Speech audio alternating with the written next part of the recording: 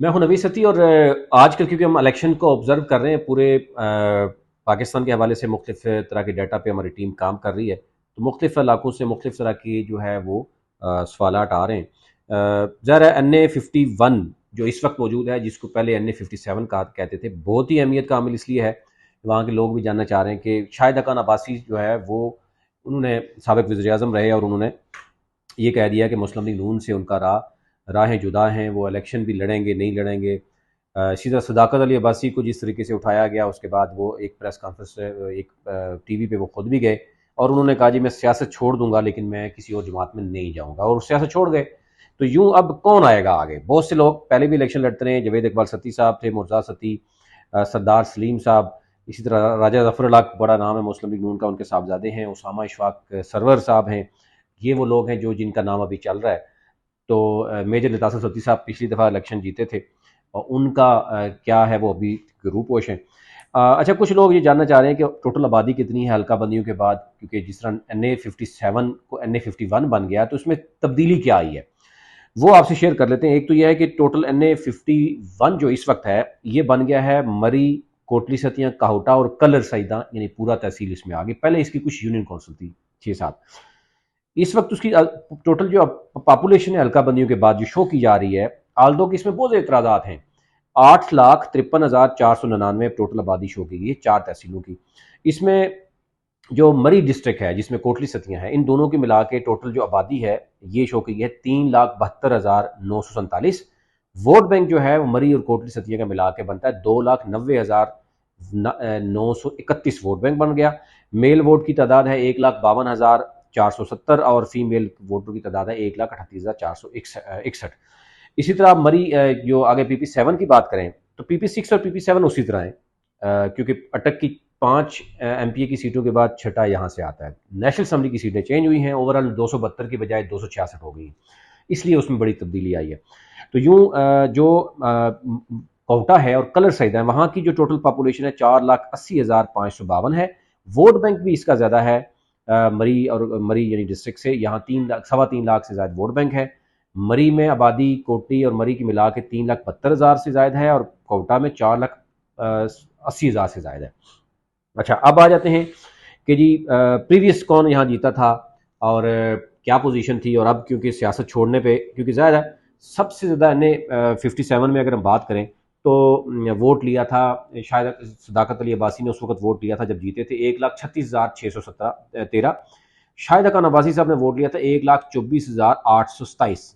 دو ہی candidate نے تقریباً، آپ اسی سے اندازہ کر سکتے ہیں کہ 2.5 لاکھ سے زائد ووٹ لیا تھا۔ اور باقی ووٹ ہے جاوید اختر عباسی صاحب ہیں، TLP سے لڑے تھے، اچھا ووٹ انہوں نے اٹھائے تھے 27,615، اور باقی ایسا کوئی بتانے والا نہیں ہے۔ مہرین انور راجہ پیپلز پارٹی، یہ انہوں نے پیپلز پارٹی کے لیے کہا گیا تھا کہ انہوں نے مطلب نام لینا لوگ گوارا نہیں کر رہے، 24,061 ووٹ لیا تھا انہوں نے پیپلز پارٹی کے لیے پورے NA57 سے، اب 51 ہو گیا۔ اینی ہاؤ آگے چلتے ہیں جی۔ PP6 اور 7 کا کیا رزلٹ تھا وہ بھی آپ سے شیئر کر لیتے ہیں، پھر ذرا آپ کے لیے بھی آسانی ہو جائے گی۔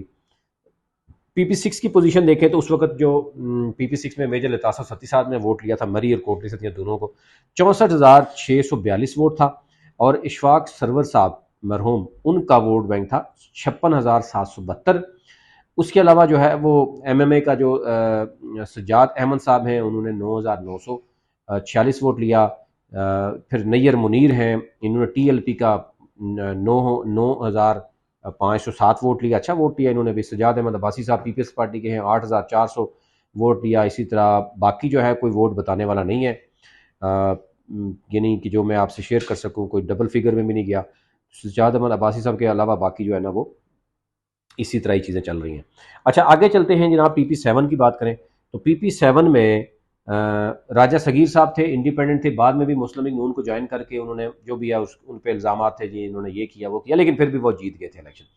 تو اس وقت انہوں نے ووٹ لیا تھا 44,287۔ دوسرے نمبر پر مسلم لیگ نون کے موجود تھے راجہ محمد علی، جو کہ راجہ ظفر اللہ صاحب کے صاحبزادے ہیں، 42,382 ووٹ تھا ان کا، اور تیسرے نمبر پر PTI کے تھے غلام مرتضیٰ ستی، 40,332 ووٹ لیا۔ تینوں کے درمیان کانٹے دار مقابلہ رہا، لیکن ظاہر ہے راجہ صغیر جیت گئے۔ پھر دوسرے نمبر پہ جو ہے وہ محمد علی رہے، تیسرے نمبر پہ غلام مرتضیٰ ستی رہے۔ الدو کے الزامات مختلف ہوتے ہیں کہ کون کس کو سپورٹ کرتا ہے. منصور ظہور صاحب ہیں تحریک لبیک کی، انہوں نے بھی اچھا خاصا ووٹ لیا، 15,000 سے زائد ووٹ لیا.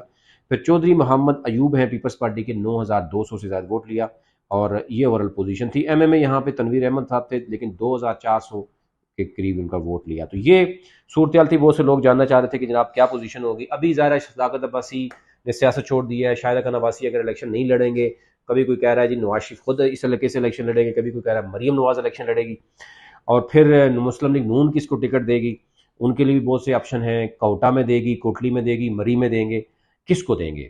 اور یہی پوزیشن پیپلز پارٹی کے ساتھ ہوگی. اور پی ٹی آئی کیا کسی کینڈیڈیٹ کو اتارے گی میدان میں؟ اتارنا تو ہوگا اگر الیکشن ہوتے ہیں تو یہ صورتحال تھی. جو اس میں ڈیولپمنٹس ہوں گی، جو ڈیٹا ہوگا، وہ آپ سے ضرور شیئر کریں گے. ابھی کیونکہ نامینیشن پیپر مسلم لیگ نون نے جمع کرانے تھے، اس میں 10 دن کی توسیع کر دی گئی، اس سے بھی اندازہ ہو جائے گا. ویسے جو لوگ اپلائی کر رہے تھے وہ میں آپ سے کل اس ڈیٹا شیئر کروں گا کہ پنڈی ڈویژن، ہزارہ، ایون پورے پاکستان کے حوالے سے جو ہم ڈیٹا شیئر کریں وہ آپ سے شیئر کرتے رہیں گے. ابھی تک اتنا ہی.